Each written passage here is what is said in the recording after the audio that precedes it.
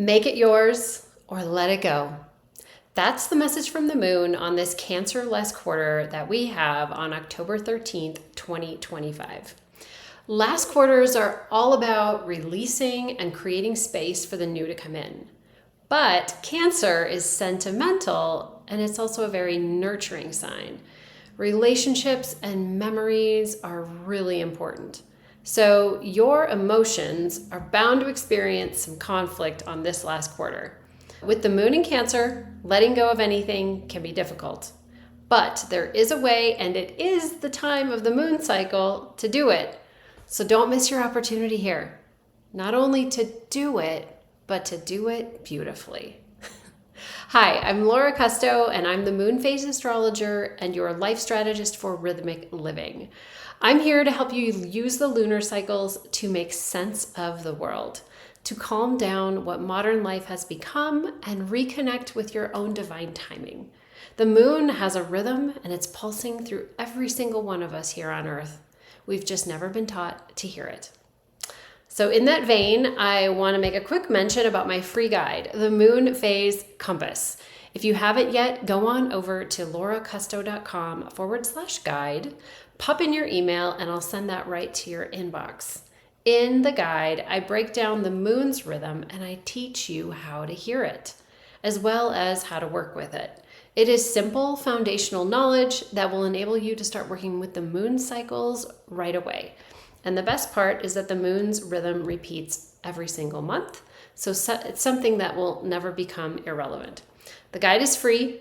Grab yours today at lauracusto.com/guide, and I will put a link for that at the top of the show notes. Okay, let's dig into this Cancer-less quarter and answering that question of how to know when to let go. We'll start with the moon's message here, which is really just a brief answer to that question. Make it yours or let it go. Well, that's a nice start there, Madam Moon, but easier said than done. What does it mean? How do we make it yours? Well, I've done a little research here on the other energies involved on this last quarter, and I'm going to walk you through what the moon is guiding all of us to think about, to notice, and finally, what to do this Cancer last quarter. So here are your 3 steps. Step 1, gather your facts. What is true for you? Here, we're going to look back to the dates that are linked to this last quarter. The dates from the past where the moon's first 3 phases occurred in near the same degree of this last quarter happening at 20 degrees of Cancer. So the last time that we had a new moon kicking off the moon cycle around 20 degrees of Cancer was about 27 months ago on July 17th, 2023. Then we had the first quarter right around that same degree in Cancer on April 15th, 2024. And finally the full moon on January 13th, 2025. So what you want to do, and I will encourage you to, if you have limited time, focus on the full moon. But what you want to do, if you have time and you really want to do your research, or you do keep a new moon journal and you're working actively with the moon phases, then it gets really easy. You just go to your notes like I do. But you want to look for intention set around the new moon date, July 17th, 2023. And what was your self-talk then? What was your energy? Were you happy? Were you content? Or were you frustrated and upset about something? That energy also comes into play. Second date, first quarter, April 15th, 2024 is what did you set into motion? How did you participate with the world, interact with the world in terms of getting skin in the game? That's what the first quarter is all about. It's about getting out there and really showing the world and the moon what you want. Finally, on that full moon, it's all about what culminated and what truth came to light, okay? And that date again is January 13th, 2025. Okay, so again, these are the facts here in step 1, and what we're trying to do is piece together the story that played out over those dates. And again, really focus on that full moon if you've got limited time. Also, I want to mention that there is an area of life where this will be focused for you based on your astrology chart. Now, if you know astrology and you know your chart, you know what I'm talking about. You know there's 12 houses, and based on the date, time, and place you were born, you're going to have a rising sign, which is then going to dictate what sign rules your first house and your second and your third and your fourth, all the way on to 12. So if you know that, go ahead and grab it and figure out what area of life Cancer oversees for you, because that's where these energies are going to be focused and where they were focused on those dates. It's a little clue that you can use to help unearth that story. Now, if you don't know what I'm talking about and you want to know what area of life Cancer oversees for you, I have 2 ways that I can help you. The first is through my course called Moon Map. It is a short, sweet, simple course, and it walks you through how to find what I call your map, which is essentially a mapping of each zodiac sign to each of the 12 areas of life. So you can find that at lauracusto.com/map. The other way I can help you is through my membership called Moon Chat. Now, with Moon Chat, I literally spoon feed you everything that you need to work with every moon phase 2 days before the actual phase. So with Moon Chat, I send you an email. It tells you, hey, this moon phase is coming. It's in this sign. It's going to activate this area of your life. Here's all the other dates. And oh, here's a little summary from my video, this video of the week, that helps you work with the energies. So you can find that at lauracusto.com/membership. So go ahead and check those out. If they speak to you, I will put a link for those also at the top of the show notes. All right, that is step 1, gathering your facts. Now we're going to get into how you feel about those facts, which is just as important. Step 2 is where we assess our feelings and emotions with respect to the facts. And here we are going to lean into the astrology. So at this last quarter, the moon is in Cancer, which is a water sign. Water signs are full of emotion. But Cancer is also about compassion and nurturing. Cancer is the natural ruler of the 4th house, which is the house of the home, of mothering, self-care, and the sacred feminine. It's also a cardinal sign, so it is initiatory. It starts things, and it's not afraid to speak up. And Jupiter is also right around that same degree of Cancer. It's really close. It's within 2 or 3, maybe 4 degrees of that 20-degree Cancer mark. And Jupiter is the sign of expansion. So when it gets near another planet, what it does is it expands what that planet is already doing. Jupiter is making the moon's emotions even bigger. So here's the thing. I think of Cancer energy as fierce mothering. Now imagine a mother of a small child, and say she takes that child to the playground, and then some bigger kids come over and start picking on her child. Well, that's when Mama Bear comes out. So yeah, if you're looking at the facts and you feel like a little of this energy is coming out and it's stronger than it usually would be for you, or it surprises you, that's you working with this energy. Next, Black Moon Lilith, okay? Black Moon Lilith is in a harmonious angle with the moon and Jupiter. Now, I have never talked about Black Moon Lilith. It's not actually a planetary object.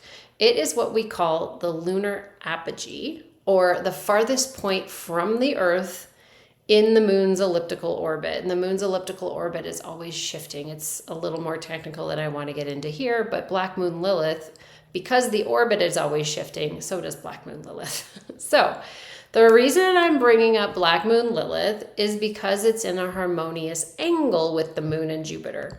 And it's at an angle where the energy it represents it's just going to flow. It's in a trine, so it's going to happen whether we want it to or not. So it's better to be conscious of this than not. That's why I'm bringing it up. So the energy of Black Moon Lilith is wild. It represents the untamed energy within all of us. Like, it's a primal force that doesn't want to be controlled or confined by anyone's rules or expectations. And, it's also often a dark side of us, quote unquote, dark side, that we are afraid to acknowledge, or perhaps it is this part of us that others have taught us to hide, which is why we view it as dark. So that's a clue there in terms of where you may want to look for this or help you identify and how it's showing up for you.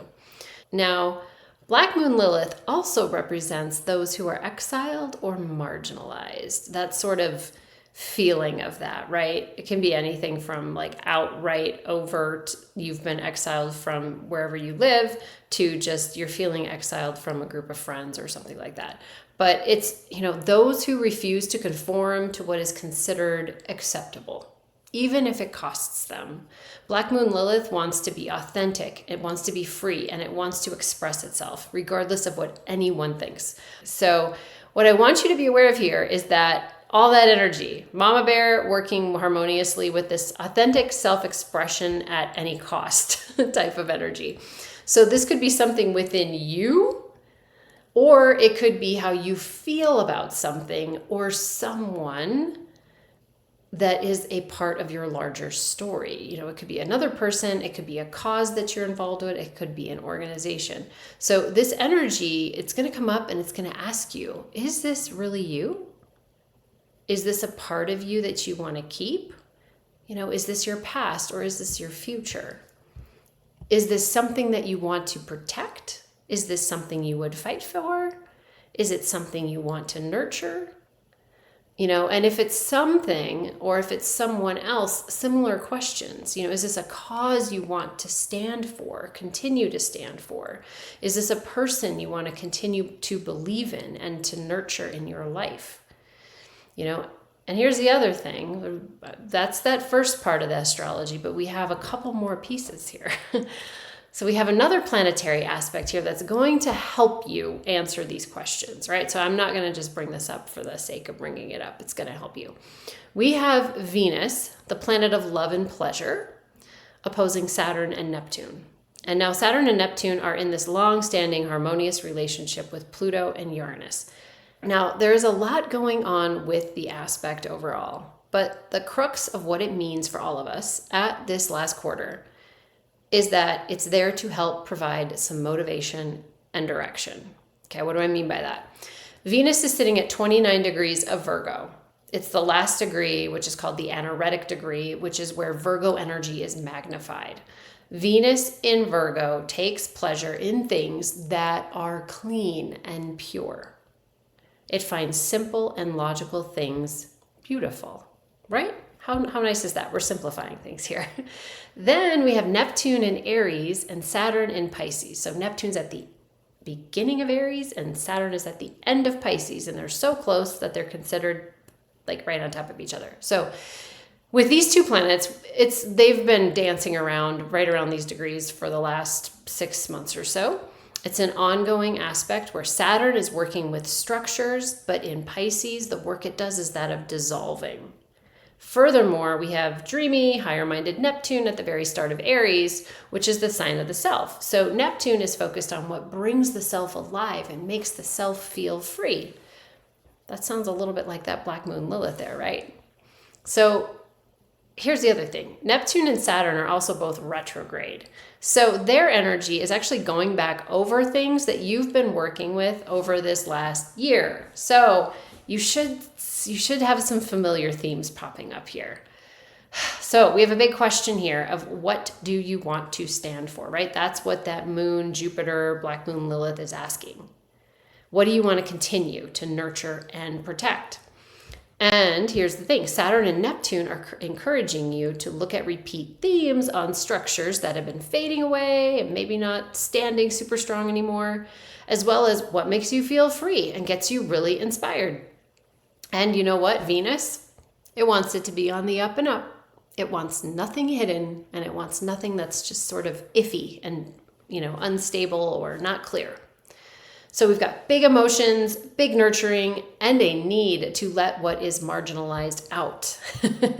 Again, you could feel this internally. You'd be saying, enough is enough. I can't hide this anymore. Or someone else in your life might be saying that to you and be telling you to commit. I'm not going to sit here on the sidelines of your life anymore. Or it's a cause that you're involved with, a group that you're a part of, and they're sick and tired of you kind of, not getting as involved as they would like to see you be. So I realize I'm bringing up a lot of dynamics here, and I don't do it to cause overwhelm. It's all to explain the myriad of things going on that are contributing to what you may be feeling. And I do it so you can make sense of it and examine it as calmly as possible so that you can make a really great decision, right? One that feels authentic and right for you. And that brings me to step 3. Make it yours. So here we put it all together, the facts and the emotions. And we come up with some options. Keeping in mind that the last quarter is about letting go. Again, Cancer doesn't really want to let go. It wants to keep everything that it's accumulated, and it's very sentimental. But with respect to the situation in front of you right now, what feels true to you? And do you feel more alive letting it go or continuing forward with the status quo? Now, I didn't say comfortable. I said alive. So, and here's the thing, if releasing the whole, like a big whole part of something doesn't feel right, you can ask yourself, is there a piece that feels really good to release? This last quarter is asking, what do you really want to put your heart and soul into? What is yours is what brings you alive. So if what you're being faced with is a relationship with another person, keep in mind, no one wants to be half chosen. I don't care if it's a relationship or you're hiring someone for a job. If you can't commit in a way where you're prepared to accept, nurture, and defend, again, all that Cancer mama bear stuff, along with Black Moon Lilith, maybe the parts of them that are a little, out of the mainstream and a little eccentric. If you aren't prepared to accept, nurture, and defend all of that, this last quarter moon is telling you then this isn't yours. Let it go so that someone else can fulfill that role for that person. And if it's a cause, similar, let it go. There are other people who can get involved in that cause. And if it's something inside of you, if it's an identity that you've been holding on to, ask yourself, how much time have I given to this part of my identity that, I've claimed this as part of my identity. And do I want to keep doing that? Is this part of me that I've claimed, is it making me a better person? Is it bringing me closer to living the best life that I know is possible? And do I have to hide parts of who I am in order to keep being this person? This last quarter moon, if any of those answers aren't positive, this is your permission slip to let it go. Now, one other thing, I've mentioned this before a couple times this year. 2025 in Chinese astrology, right? We see synchronicities across all these different modalities. But 2025 Chinese astrology is the year of the snake. So it's the year where we're all shedding our skin if it no longer suits us. So many things are falling apart and falling away, and the planets support it too. So take a deep breath and take your opportunity to do some shedding this last quarter. Get closer to what brings you alive by removing that which doesn't, which gives yourself the openness and the space for the new to come in. All right, last astrology here to top it off. We have Mars, the planet of action, which is side by side with Mercury, the planet of communication, and they are together in Scorpio. So they're looking at what is deep and hidden. And actually, Black Moon Lilith is also in Scorpio. It's not that far away, but it is just far enough to not be a real close conjunction. So, but by sign, we have Mars and Mercury also trine to the moon and Jupiter. So I see this as a sign that, when you are ready to clear something out, when you fully analyzed it, which is Mercury energy, and you're ready to take action, which is Mars energy, they will work harmoniously and they'll help you do that. And they'll help you remove from your life what has run its course. All right, it's a big episode, but yes, that is how to know when to let go, using the moon's message to guide all of us here on this last quarter. Make it yours or let it go. All right, these last quarter moons this year are so important. Again, we're in that year of the snake, and it's the year before we really start to see some big shifts get solidified in 2026 astrologically. So by shedding, you'll be more ready and more more prepared, more able to take on what comes in 2026. We're entering a shift into a new way of life and of being. This year, 2025, it's the year to clear out the old. And that's what we do on last quarters. We only get 12 a year. So get out there and make this one count. All right, I hope that's been helpful, and I hope that you're feeling really prepared to tackle this Cancer last quarter, October 13th. And with that, I would love to hear from you. How do you feel about all this? Do you have some clarity on what needs to go? Is it intimidating or does it help? I would love to know. Drop your realizations and reflections in the comments below. All right, I'm sending you lots of love and support on this emotionally charged last quarter. But you've got this. Go out there and get something done. All right, until next week, take care.